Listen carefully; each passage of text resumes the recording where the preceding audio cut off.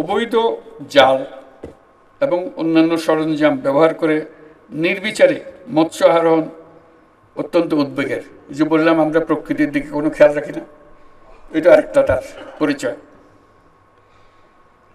অবৈধ জাল এবং সরঞ্জাম প্রস্তুত ব্যবহার সহ যে কোনো ধরনের বেআইনি কর্মকাণ্ড কঠোরভাবে প্রতিহত করতে হবে।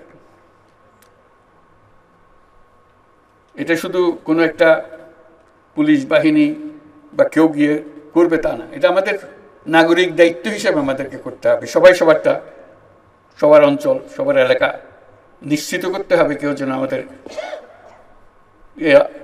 দান যেটা আমরা পেয়েছি প্রকৃতি থেকে সেটাকে আমাদেরকে সেটা থেকে বঞ্চিত না করে আগামী প্রজন্ম যেন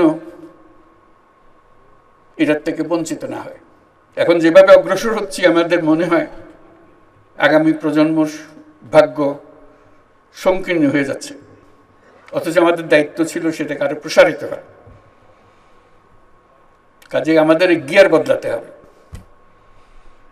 সংকোচনের গিয়ার থেকে আমাদের সম্প্রসারণের গিয়ারে চলে যেতে হবে। এবং আমরা পারি, না পারার কিচ্ছু নেই এখানে, কারো চাইতে কারো বুদ্ধি কম না,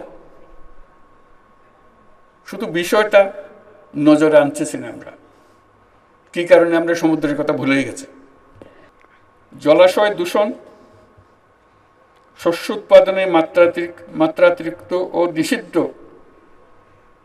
বালাইনাশক ব্যবহার সমানে ব্যবহার করে যাচ্ছে।